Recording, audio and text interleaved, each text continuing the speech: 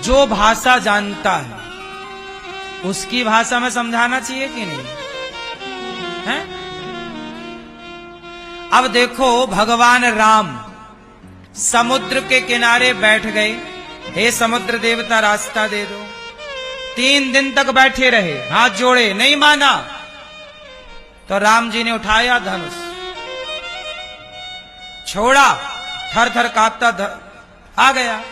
कुछ लोग बातों से मानते ही नहीं, लातों से मानते। तो जो लातों के मानने वाले हैं वो धर्म से थोड़ी मानेंगे। कुछ लोग होते ही लतखोर हैं, काय से मानते हैं? अब बताओ महाभारत में भगवान कृष्ण ने पांडवों का साथ क्यों दिया? क्योंकि पांडवों के पक्ष में क्या था? धर्म। और जिस तरफ धर्म होगा उस तरफ भगवान होंगे।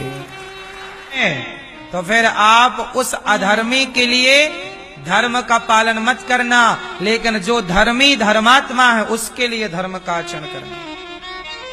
इसलिए आपके जेब में दोनों होना चाहिए, धर्म भी और अधर्म भी। ईश्वर ने इसलिए धर्म अधर्म दोनों बनाए हैं। इसलिए आपके हाथ में गीता भी होनी चाहिए और गांडीव भी होना चाहिए। अर्जुन को गीता सुनाई गई, क्या गीता सुनने के बाद काम चला? बोलो, गीता सुनने के बाद भी गांडीव उठाना पड़ा कि नहीं? सफाया करना है पापियों का तो गीता से ना होगा, गांडीव से होगा। लोग नहीं हैं वो, उनके लिए क्या चाहिए? गीता नहीं, अब गीता किनारे रखो, अब गांडीव उठाने की जरूरत है, वरना कटते रहोगे तुम गाजर मूली की तरह। जैसे कि बांग्लादेश में कटे, जैसा कि कश्मीर में कटे, और कहां कहां कटोगे ये नहीं जानता कोई, पर ऐसे ही कमजोर रहे तो कटते चलोगे। बोलो हाँ। तो धर्म को जानो, जहां जरूरत पड़े धर्म की बातें हो, ये बताओ। लेकिन धर्म को जानते, हमारी दुर्गा माता तलवार लेकर खड़ी है, और तुम्हारी दुर्गा जो तुम्हारे घर की बेटी बहन है कॉकरोच से डर रही है। ये हमारी बहन बेटियों को स्कूल में यदि थोड़ा तलवार चलाना सिखाते तो आज हमारी बेटियों के साथ बलात्कार ना होता।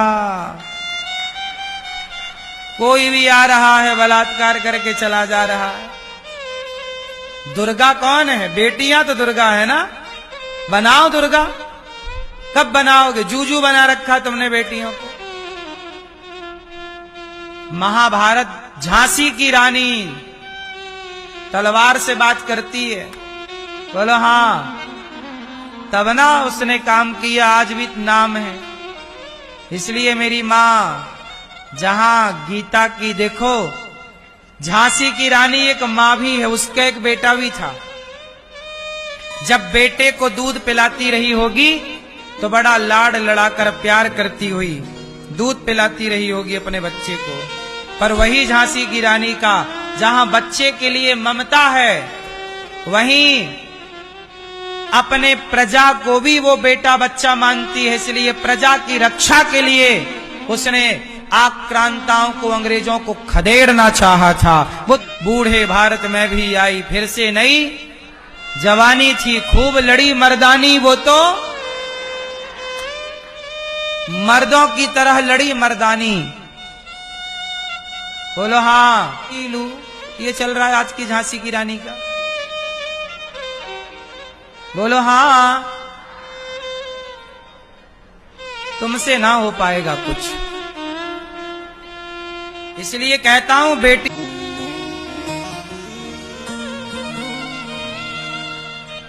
महाभारत का युद्ध बहुत बड़ा मैसेज दे रहा है। पांडवों की जीत हुई, कौरवों की पराजय हुई। इसके बाद भी माता गांधारी का गुस्सा शांत नहीं हुआ।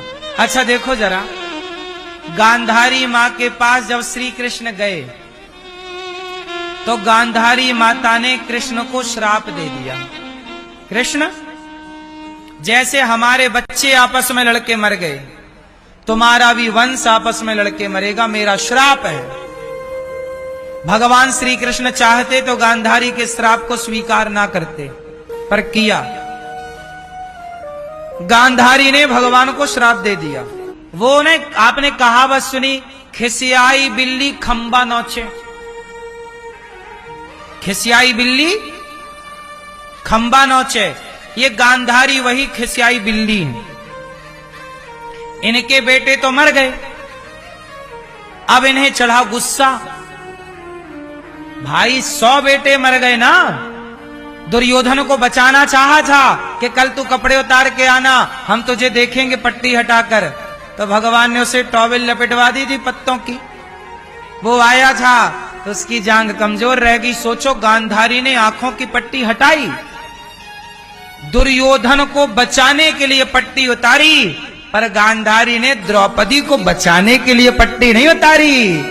द्रौपदी पर जो गलत हुआ उस पर एक शब्द, तुम्हारा बेटा गलत कर रहा है तब तुम डांट नहीं रही हो, और जब गलत करोगे तो दंड मिलेगा, तो तुम दंड देने वाले विधाता को श्राप दे रही हो। आज यही तो हो रहा है कि लोग अपनी गलतियां नहीं देख रहे हैं और सारा आरोप भगवान, हे भगवान तुम गलत हो, तुमने हमारे साथ गलत किया। जैसे गांधारी ने भगवान को कोसा, गांधारी ने भगवान कृष्ण को क्या किया? कोसा, कोस रही है, तुम्हारे कारण हुआ। भगवान बोले मेरे कारण? मैं तो शांति दूत बनकर गया था, मैंने तो कहा था पांडवों को 5 गांव दे दो, महाभारत नहीं होगा। पर तुम्हारी औलाद, जब दुर्योधन बोला कि मैं सुई की नोक बराबर नहीं दूंगा, तब गांधारी माता, क्या तुम अपने बच्चे को समझा नहीं सकती थी कि युद्ध करने की क्या जरूरत है, पांडवों को 5 गांव दे दो, वो भी तो तुम्हारे भाई हैं, तुम्हारे चाचा के बच्चे हैं। तब गांधारी ने अपनी औलाद को नहीं समझाया और कृष्ण को श्राप देने के लिए खड़ी हो गई, मैं श्राप देती हूं। वाह, दुनिया ऐसे ही। लेकिन कृष्ण की गलती दिख रही है कि तुम्हारे कारण ऐसे ही है। ये दुनिया अपने को ठीक नहीं करती, अपने को बेहतर नहीं बनाती, अपना ठीकरा दूसरों पर फोड़ती है कि तुम्हारे कारण हुआ, तुम्हारे कारण हुआ। और खुद कितने गलत हैं, खुद का कोई आकलन नहीं है, खुद का कोई मुआयना नहीं है। इसलिए मेरी मां ये सारी कथाएं ये बताती हैं कि अपने को बेहतर बनाओ, अपनी औलाद को सुधारो, अपने बच्चों पर ध्यान दो। गांधारी ने अपने बच्चों पर ध्यान नहीं दिया, इसलिए नाश हो गया। अब श्राप देने से भी क्या होगा? बिगड़ रहे थे तो तुम तो खूब व्हाट्सएप चला रही थी, तब दिन भर फेसबुक रील चला रही थी, इंस्टाग्राम चला रही थी। तुमने अपने बच्चों को समय दिया? तुमने बच्चों के साथ बैठ के बातें की, खेला उनके साथ? गलत रास्ते पर चले गए। एक दिन में कोई बच्चा गलत नहीं होता, धीरे धीरे बच्चे गलत जाते हैं। जब वो जा रहे थे तब तुम्हारी आंखें फूटी थी। तुम धृतराष्ट्र ना बनना, तुम पट्टी ना बांध लेना गांधारी की तरह। हर वो माता गांधारी है, हर वो बाप गांधारी है जो अपनी संतान को सही शिक्षा नहीं दे रहे हैं, सही रास्ते पर नहीं चला रहे हैं, सही संस्कार नहीं दे रहे हैं। बच्चे हों जो धर्म से चलें, ऐसे ना हो कि भरी सभा में किसी महिला को कपड़े उतार के निर्वस्त्र करें। एक श्लोक है ऐसे माहौल के लिए, हे बको यथा। बच्चे के सबसे बड़े दुश्मन कौन है और बच्चे के सबसे बड़े दोस्त कौन है? यदि माँ बाप ने बच्चों को सही संस्कार नहीं दिए, सही परवरिश नहीं दी, सही समय पर दंड नहीं दिया, सही मार्ग नहीं दिखाया, सही से पढ़ाया लिखाया नहीं, तो वह माता पिता अपने बच्चों के सबसे बड़े शत्रु हैं। हंस के बताती हमारा बेटा सुनता नहीं है, इसमें हंसने की क्या बात है? ये तो तुम्हारे रोने की बात है कि तुम्हारा बेटा सुन नहीं रहा है। तुमने गलत चीजों को भी हंस हंस के बताई, क्यों नहीं सुन रहा? 4 थप्पड़ जमाओ, क्यों नहीं सुनेगा? मिर्ची का धुआं दो, क्यों नहीं सुनेगा?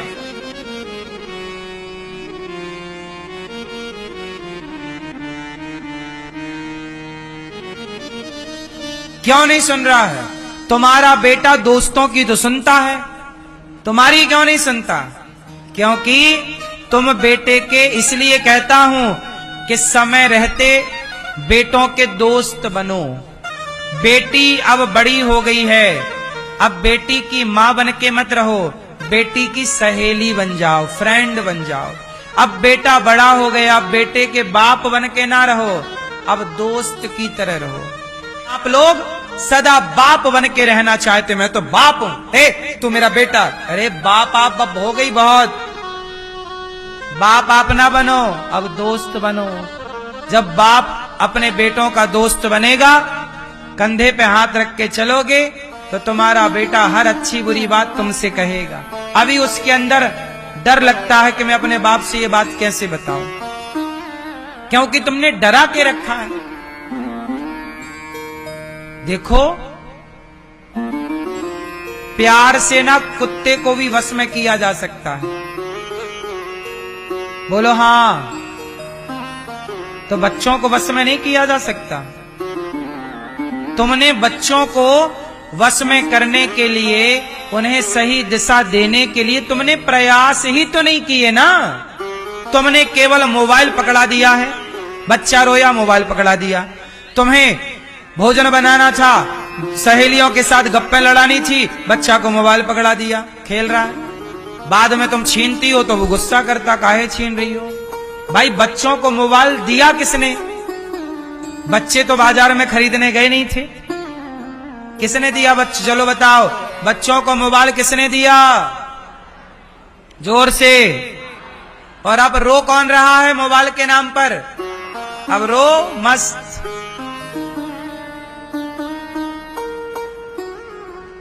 बच्चे पालना भी एक कला है। ऐसे तो फिर सुअर भी पैदा कर रहे हैं, पैदा कर करके छोड़ना ही है, तो तुमसे ज्यादा थोक में तो सुअर पैदा कर रहे हैं। लेकिन बच्चों को पैदा ही करना नहीं, योग्य बनाना, देश के योग्य बनाना, समाज के लायक बनाना, काबिल बनाना। जननी जने तो भक्त जने, या दाता या सूर, या से तो बंध्या भली काहे गवावे नूर। बेटा पैदा किया ही था ना मां, तो बढ़िया बेटा पैदा करती ब्रांडेड, और तुमने चाइना मॉडल पैदा कर दिया।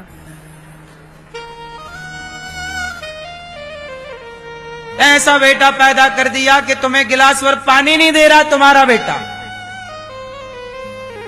तुम्हारा सम्मान नहीं कर रहा, तुम्हारी इज्जत नहीं। अरे हमारी इज्जत नहीं करे तो चलेगा, तुम्हारा बेटा हमारी इज्जत नहीं कर रहा चलेगा, पर तुम्हारा बेटा तुम्हारी तो कम से कम इज्जत करे, ऐसे तो संस्कार दो।